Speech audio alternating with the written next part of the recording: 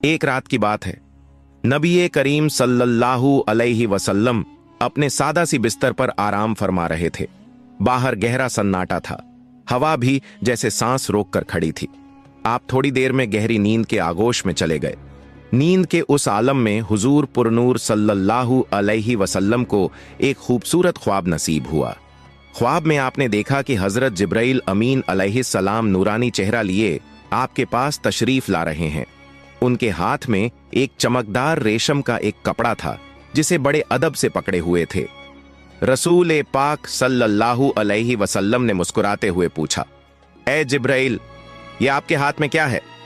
जिब्राइल अलैहिस्सलाम ने बड़ी नरमी से जवाब दिया, या रसूल अल्लाह, आप खुद इस कपड़े को खोलकर देख लीजिए, फिर आपको खुद ही मालूम हो जाएगा कि इसमें क्या छुपा है। इसमें हुजूर सल्लल्लाहु अलैहि वसल्लम ने वह रेशमी कपड़ा हाथ में लिया और धीरे धीरे खोला। जैसे ही कपड़ा खुला, उसमें से एक मासूम सी बच्ची का चेहरा झलक उठा। आपने एक नजर में पहचान लिया, यह तो आपके सबसे करीबी साथी हजरत अब्बू बकर सिद्दीक रज़ियल्लाहु अन्हु की प्यारी बेटी आयशा का चेहरा है। आपने हैरत और मोहब्बत भरी नजरों से जिब्राइल अलैहिस्सलाम की तरफ देखा और पूछा, ए जिब्राइल, मुझे यह चेहरा क्यों दिखाया जा रहा है? जिब्राइल अलैहिस्सलाम ने बड़ी फख्र भरी आवाज में फरमाया, या रसूल अल्लाह, यही वो मुबारक हस्ती हैं जो दुनिया और आखिरत दोनों में आपकी जौजा बनेंगी। इनकी मोहब्बत आपके सारे दुख दर्द, सारी तकलीफें और सारी परेशानियां दूर कर देगी। ये कहते कहते जिब्राइल अलैहिस्सलाम नूर बनकर गायब हो गए। उसी पल हुजूर सल्लल्लाहु अलैहि वसल्लम की आंख खुल गई। आप बिस्तर पर उठकर बैठ गए। दिल में एक अजीब सी बेचैनी थी। कमरे में इधर से उधर टहलने लगे। ख्याल आया कि अभी तो आयशा बहुत छोटी हैं। उनकी वालिदा उम्मे रोमान भी शिकायत करती रहती हैं कि घर में इनको संभालना मुश्किल हो रहा है। दिन भर इधर उधर दौड़ती रहती हैं, सहेलियों के साथ खेलती रहती हैं। कुछ ही दिन पहले आपने उन्हें गुड़िया से खेलते हुए देखा था। इतनी छोटी सी बच्ची मेरे सारे गम कैसे दूर कर सकती है? इस उम्र में तो मोहब्बत का मतलब भी शायद नहीं समझती होंगी। इन ख्यालों में आप सल्लल्लाहु अलैहि वसल्लम बहुत परेशान हुए। रातें बेचैनी में गुजरने लगीं। मगर अल्लाह की शान देखिए कि यही ख्वाब बार बार रात दर रात आपको नजर आने लगा। जब एक ही ख्वाब बार बार आने लगा तो आपके दिल से हर शक दूर हो गया।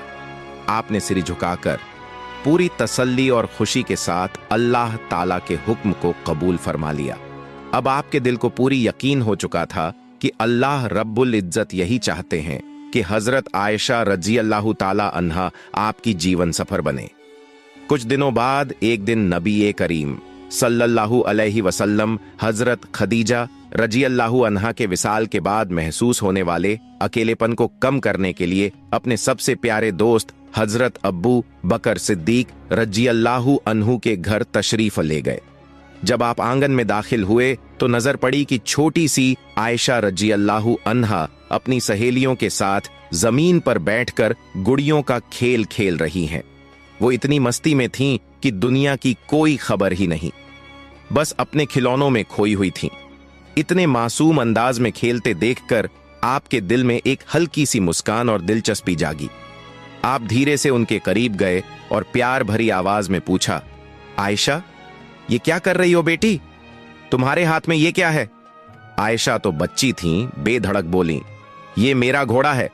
आप सल्लल्लाहु अलैहि वसल्लम ने मजाकिया लहजे में कहा, अच्छा घोड़ा है, लेकिन घोड़े के तो पंख भी लगे दिख रहे हैं। घोड़ों के पंख थोड़े ही होते हैं। आयशा ने बिना एक पल गंवाए साफ साफ जवाब दिया, किसने कहा घोड़ों के पंख नहीं होते? हजरत सुलेमान अलैहिस्सलाम के घोड़ों के तो पंख थे ना।